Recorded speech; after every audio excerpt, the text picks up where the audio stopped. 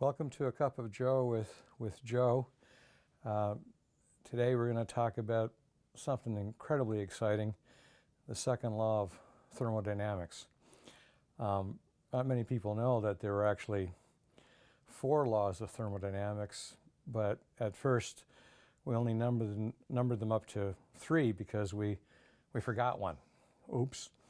And so when we realized we needed another one, it wasn't important enough to be the 4th, and it really laid the fundamentals. And we didn't want to renumber everything because all of the textbooks had already been printed, and so we named it the Zeroth Law. Now, this happened, more than a half a century before I was born. They didn't call me to ask, but I would have told them I think it was unnecessary to actually have the Zeroth Law. The Zeroth Law basically says if A equals B and B equals C, A equals C. There is a dead Greek by the name of Aristotle. He wrote it down way before any of this stuff, but apparently to the Germans at the time it was all Greek to them. Okay, anyway, the Zeroth Law is what I just told you. The first law of thermodynamics are the conservation laws. The second one is the interesting one. I'll talk about that. And the third one says that there's an absolute zero. Now, the second law, to me, is the most important for architects, general contractors, and engineers in the construction industry. But man, they just teach it horribly in school. And let me tell you what the second law actual language is. In an isolated system, a process can occur only if it increases the total entropy of the system.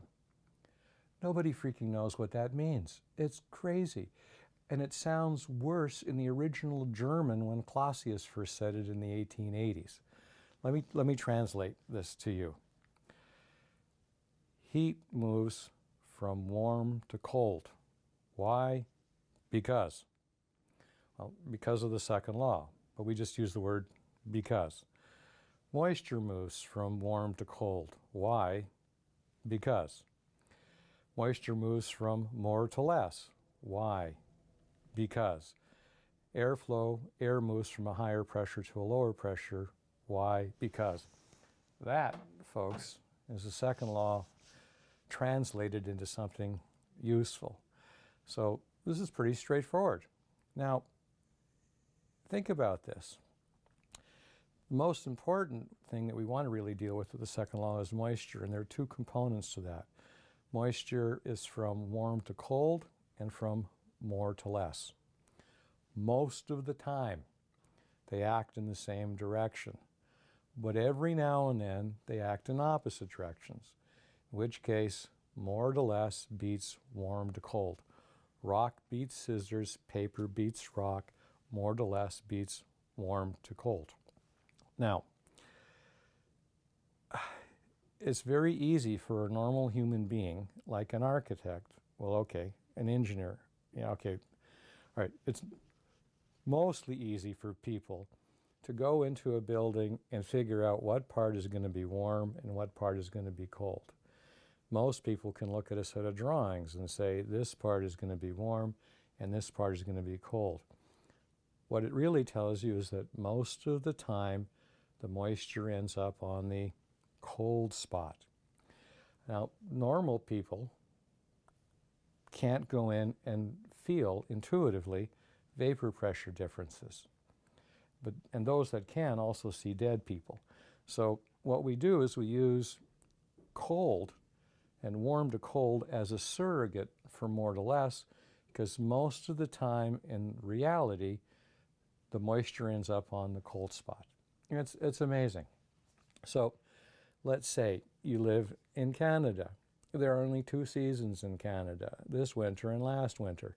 The inside is warm, the outside is cold. The moisture is moving from the inside to the outside. Let's say you're in Florida and in Texas and Louisiana. You have something called air conditioning. The inside is cold and the outside is warm and wet. The moisture is going to go from the outside to the inside.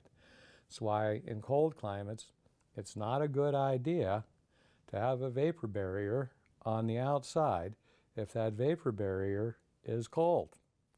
Now you can have a vapor barrier on the outside of your framing in a cold climate if you put a lot of insulation to the outside of it to make it warm enough not to cause a problem. Not complicated. In the South, in air-conditioned buildings, it's a really dumb idea to put something that's impermeable on the inside, like vinyl wall coverings. Vinyl wall coverings are vapor barriers. They cause mold in air-conditioned buildings, except in Vegas. Well, why? What happens in Vegas stays in Vegas? No, there's no moisture outside. So you can do stupid things in Vegas because it's dry, among other factors.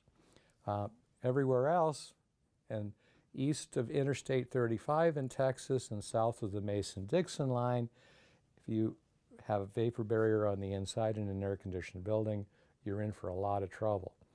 You can have the same thing, same problem with, for example, epoxy paint or oil-based coatings or paints on the inside. They don't breathe either.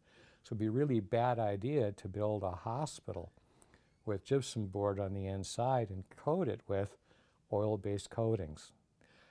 If you hang pictures on the wall in the South, the pictures usually have glass over them. That's a vapor barrier. You have to back ventilate them. The French figured this out in the Louvre, their art gallery, not their bathrooms. They would hang pictures with corks, creating the space behind them. Cork is 19 millimeters in diameter. That's an important thing. That's what gap you want if you want to hang expensive artwork in an air-conditioned building south of the Mason-Dixon line in the United States. What about hanging kitchen cabinets? Well, cabinets used to be made out of something called wood. Now they're made out of was wood. It was wood once, it ain't wood anymore. It's ground up who knows what with goopy stuff, and they're vapor barriers.